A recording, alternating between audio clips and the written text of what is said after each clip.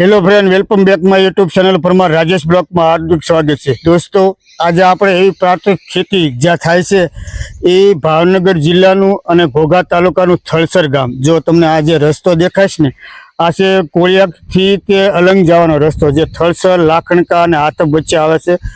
આથબની નાળેથી માત્ર 1.5 કિલોમીટર દૂર તમે રસ્તાની અંદર આવો ને વચ્ચે, એટલે રસ્તાની અંદર એક મોંગલ પાન કરીને જ્યાં રસ્તા ઉપર દુકાન છે, એની સામેની સાઈડ એક સરસ મજાની નળ જાય છે, જે કાચો રસ્તો છે. એ તમને હું લોકેશન બતાવું છું. અત્યારે કોઈકને જો આ પ્રાકૃતિક ખેતીના દર્શન કરવા હોય અને વાડીએ તમારે અનુભવ માટે જવું હોય તો આ રસ્તા ઉપર તમે જઈ શકો છો. રસ્તો હું તમને ઠેઠ સુધી બતાવીશ. અહીંથી ગાડા કેળો છે, 4 વ્હીલ 2 વ્હીલ પણ જઈ શકે છે, પણ અત્યારે આ ચોમાસાના હિસાબે થોડોક રસ્તો ખરાબ છે. તો આપણે જેની વાડીએ મળવા જવાનું છે ને, તે ગોહિલ સાહેબ પણ આપણી સાથે છે. તો ચાલો એની સાથે વાત કરીએ. તો દોસ્તો, અત્યારે મારી સાથે છે ગોહિલ અજીતસિંહ, જેમનું આપણે ફાર્મ આપણે જોવા જાય છે ને, પ્રાકૃતિક ખેતી માટે જે સિલેક્ટ કર્યું છે ને ગવર્મેન્ટ, એ આપણી સાથે છે. જે શબ્દો આપણે એના વિશે કહેશે, પછી ત્યાં જઈને આપણે પૂરી વિસ્તારથી માહિતી લઈશું. ભાવનગર તાલુકાનું થળસર ગામ, અને ત્યાં એક ખેડૂત તરીકે મેં થોડીક ખેતી કરું છું, જે ભાવનગરથી લાખણકા રોડ ઉપર આવેલું છે. અને ખાસ કરીને આત્મા પ્રોજેક્ટ દ્વારા મારું આ ખેતર જમીન છે એ પ્રાકૃતિક ખેતી તરીકે મોડલ તરીકે આત્મા પ્રોજેક્ટ સિલેક્ટ કર્યું છે, અને ત્યાં આપણે જઈએ છીએ.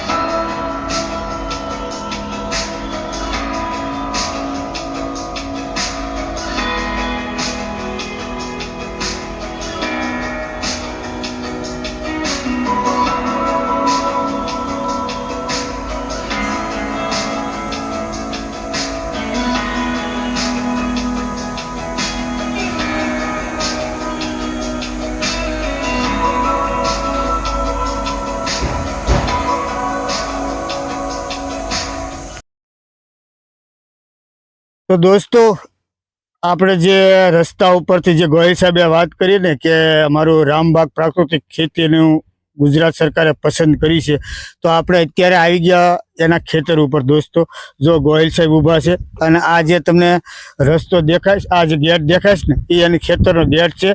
આપણે અંદર જઈશું અને વિસ્તારથી માહિતી લઈશું. દોસ્તો, તો ચાલો આ ખેતરમાં જઈએ અને ગોહિલ સાહેબ પાસેથી પૂરી આ જે પ્રાકૃતિક ખેતી કઈ રીતે થાય છે એના વિસ્તારથી આપણે માહિતી લઈશું.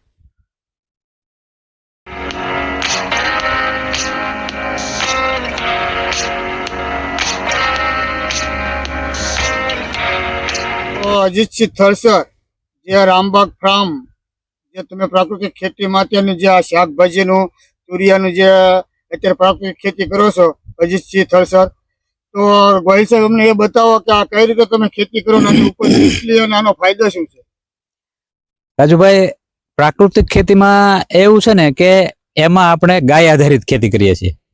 જેમ કે એના ગાય ગોબર અને ગૌમૂત્ર દ્વારા એના બધા વિવિધ બનાવવામાં આવે છે. જીવામૃત છે, ઘન જીવામૃત છે, અને એનો જ ખાસ કરીને ઉપયોગ કરીએ છીએ. જે રાસાયણિક ખાતરોનો આપણે બિલકુલ ઉપયોગ કરતા નથી, કારણ આપણે ખબર છે કે રાસાયણિક ખેતરમાં નાખવાથી એટલું બધું નુકસાન થાય છે આપણને, કે એક તો જમીન આપણી બગડે છે, અને આપણા શરીર સ્વાસ્થ્યને પણ ખૂબ જ નુકસાન પહોંચાડે છે. એટલા માટે આ પ્રાકૃતિક ખેતીનો અમે પસંદ કર્યું છે. અને પહેલેથી મને થોડો એવો શોખ હતો કે ભાઈ આ પ્રાકૃતિક ખેતી કરવાથી આપણા સૌને માટે સારું થાય છે, સ્વાસ્થ્ય સારું રહે છે, બધા રોગો દૂર થાય છે. એટલા માટે વિવિધ શાકભાજીઓ આપણે અહીંયા કરીએ છીએ. આ તુરિયા છે, ત્યાર બાજુમાં ગલકા અને કારેલી છે, એવા જુદા જુદા આપણે શાકભાજી લઈએ છીએ અને એ પણ આ મુખ્ય આપણે જે આંબા બાગાયત છે એની વચ્ચેની જે જગ્યા છે એમાં આપણે વિવિધ પાકો આ રીતે લઈએ છીએ. તો અજીતસિંહ સાહેબ, તમે જે આપણું ગુજરાત પ્રાકૃતિક ગુજરાત અને રામબાગ કૃષિ મોડેલ તરીકે તમારું ફેશન પસંદ થયું, તો આ પ્રાકૃતિક કૃષિ જે તમે કરવાનું કારણ શું? હા રાજુભાઈ, પ્રાકૃતિક ખેતી કરવાનું કારણ એ જ કે હું તો એક તો એગ્રીકલ્ચર ડિપાર્ટમેન્ટમાં ખેતીવાડી ખાતામાં નોકરી કરતો અને ત્યારે જે કાંઈ અમને જાણવા મળ્યું. બીજું કે અત્યારે આપણે જોઈએ છીએ મોટા ભાગના રોગો, કેન્સર, ડાયાબિટીસ, બીપી, આ જે બધા રોગો થવાના કારણ મુખ્ય ખાતરો અને પેસ્ટિસાઇડ દવાઓ છે. અને એ દવાઓથી એટલું બધું નુકસાન થાય છે માણસોને કે આપણે ન પૂછો વાત. ત્યારે આપણે એમ થાય કે ભાઈ આનો કોઈ ઉપાય હોય તો આ એક જ છે, અને એ આપણા રાજ્યપાલ શ્રી એ ખૂબ સરસ રીતે આ પ્રાકૃતિક ખેતીનું આપણને પ્રોત્સાહન આપ્યું છે અને એને માટે થઈ આપણને ખૂબ જ સારો ફાયદો થાય છે. આ બધા રોગોનું જો કોઈ કારણ હોય તો આ પ્રાકૃતિક ખેતી દ્વારા જ આપણે એને મિટાવી શકીએ છીએ. અને પ્રાકૃતિક ખેતી એટલે ગાય આધારિત ખેતી. એમના ગાયનું ગોબર અને ગૌમૂત્ર આ બેનો જો આપણે એનો ઉપયોગ યોગ્ય રીતે કરીએ તો કોઈ પણ રાસાયણિક ખાતર આપણે નાખવાની જરૂર રહેતી નથી અને પેસ્ટિસાઇડ દવાઓ પણ આ મોંઘા ભાવની નાખવાની રહેતી નથી. કારણ કે પ્રાકૃતિક ખેતીમાં, ગાય આધારિત ખેતીમાં એવું છે કે એના આપણે જે જીવામૃત બનાવી શકીએ, ઘન જીવામૃત બનાવી શકીએ, પછી બીજ જીવામૃત, એટલે આ બધાનો ઉપયોગ જો આપણે કરીએ તો એમાં આપણને મોટા ભાગનો ખર્ચો ખૂબ જ ઓછો થાય છે. શરૂઆતમાં આપણને એવું લાગે છે કે ભાઈ આમાં ખેડૂતોને શરૂઆતમાં એવું થાય છે કે આમાં ઉત્પાદન સારું આવતું નથી, પણ હકીકતે જો આપણે આ પ્રાકૃતિક ખેતી કરશું તો 100% આપણને ફાયદો થશે. તો ગોહિલ સાહેબ, તમે પ્રાકૃતિક ખેતીમાં કયા કયા પાકો લ્યો છો? શાકભાજીના પાકો લ્યો છો કે બીજા અધર પાકો? હા, પ્રાકૃતિક ખેતીમાં આપણે એવું કહેવામાં આવે છે કે મોટા ભાગે આપણી જમીન ખાલી ન રહે એટલે કે મિશ્ર પાક કરી શકીએ. આપ આમાં જોઈ શકો છો કે મેં આંબા નાખ્યા છે અને આંબાની વચ્ચે જે કઈ જગ્યા આપણી પડી રહે છે એની અંદર દૂધિયા છે, કારેલા છે, પછી રીંગણી છે, ત્યાર પછી હમણાં બીજો એક આપણે આ કાગળની અંદર જે કરે છે મલ્ચિંગ કરીને, અને એ પણ દૂધિયાનું આ વખતે પાછું કર્યું છે. આગળ ગોહિલ સાહેબ, આ કોઈને ખેતી કરી હોય પ્રાકૃતિક ખેતી, તો અંદાજિત 1 વીઘામાં માનો કે શાકભાજી અને મિક્સ પાક કરે તો કેટલો અંદાજિત ખર્ચો થાય આ ડ્રીપ ઇરિગેશન સાથે? એમાં એવું છે રાજુભાઈ કે એ આપણે કયો પાક લઈએ છીએ એની ઉપર આધાર રાખતો હોય છે, અને આપણી જમીન કેવી છે, આપણે કેટલો ઉપયોગ કરીએ છીએ આ ગૌ આધારિત, એની ઉપર આવકનો સ્ત્રોત રહેતો હોય છે. અચ્છા, એવું છે. જી. તો તે વધારે ખેડૂતો ટૂંકમાં બેનિફિટ તો ખરું જ ને? 100% બેનિફિટ એક તો મોટામાં મોટો બેનિફિટ એ છે કે આપણે આ પ્રાકૃતિક ખેતીથી જે કંઈ ખાઈએ છીએ એમાં આપણને 100% ફાયદો થાય છે.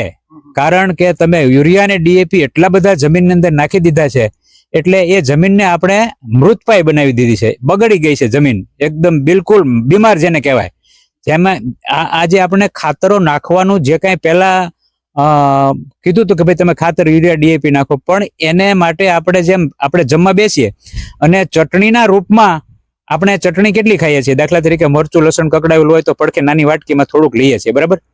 પણ જો એ વધારે લઈએ, એક તાંહળી ભરીને જો એ શાકને બદલે તાંહળી ભરીને ચટણી ખાઈએ તો આપણું પેટ બગડે અને આપણે બીમાર થઈ જાય. એવી જ રીતે આ જે કાંઈ પહેલા ભલામણ કરી હતી એ ચટણીના રૂપમાં ખાતર નાખવાની કરી હતી, એને બદલે આપણે એટલા બધા થેલીઓ ભરી ભરીને ખાતર ડીએપી ને યુરિયા નાખવા માંડ્યા જેનાથી આપણી જમીને બગડી અને આપણા શરીર પણ બગડ્યા.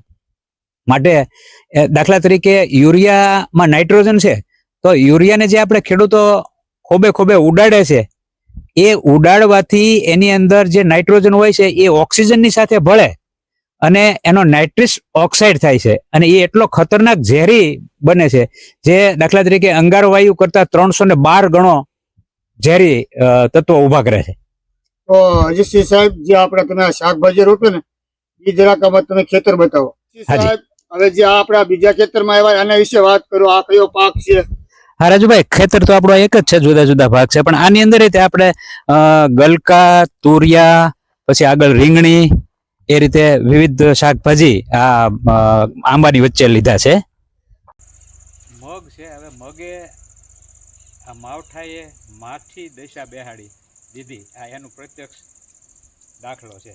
આમાં મગમાં કંઈ પણ આપણે લેવા જેવું છે નહીં, કારણ કે આપણે પ્રાકૃતિક ખેતીમાં ખાસ તો શું છે કે વચ્ચે વચ્ચે બીજા બધા શાકભાજીને લેતા હોય છે. તો આ જે બે આંબાની વચ્ચે જે આપણે લઈએ છીએ, તો આમાં મગ આપણે લીધેલા છે. હા મગ તો બધા રહ્યા ગયા, એમાં એ આ કાંઈ માવઠાની માઠી અસર થાય ને ટૂંકમાં હા એને ખેડૂતોને પાયમાલ કરી નાખી એમ કે તોય હાલે ને. હા બહુ બહુ નુકસાન હા, કર્યું હા. કે માવઠાએ. તો અજીતસિંહ સાહેબ આ આંબા વિશે. આંબામાં રાજુભાઈ એવું છે કે આંબા મેં જ્યારે નાખ્યા ને, હા હા આ બધા કલમી આંબા જ છે, હા કેસર આંબા છે. વચ્ચે થોડાક વચ્ચે નાખ્યા છે એ દેશી આંબા આપણે નાખ્યા છે. હા હા અને આંબામાં જ્યારથી આપણે નાખ્યા ત્યારથી જ તે એને જીવામૃત અને ઘનજીવામૃતનો ઉપયોગ આપણે કર્યો છે. ગૌ આધારિત જે કંઈ આપણે ખાતરો નાખીએ છીએ હા. એમાં બિલકુલ આપણે જે રોગમાંય તે કોઈ જાતની દવા છાંટતા નથી.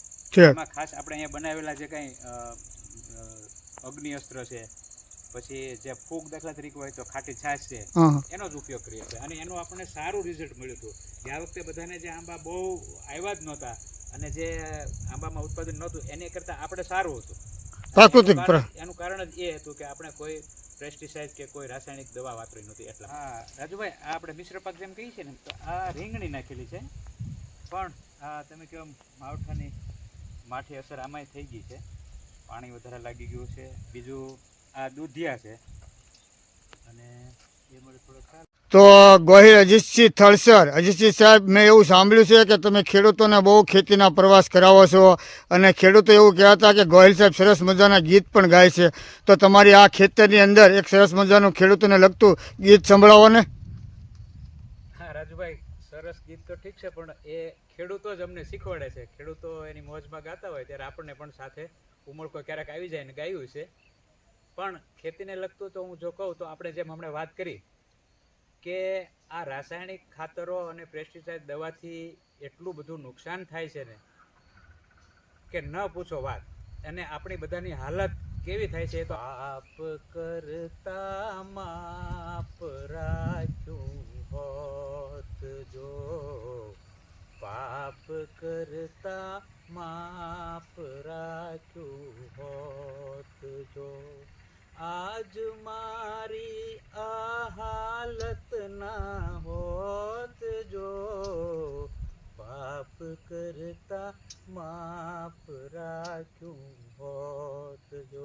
આ ડાયાબિટીસ, કેન્સર, આ માપ જ નથી રાખ્યું આપણે ખાતરો નાખવામાં, એટલે આવી દિશા થઈ છે.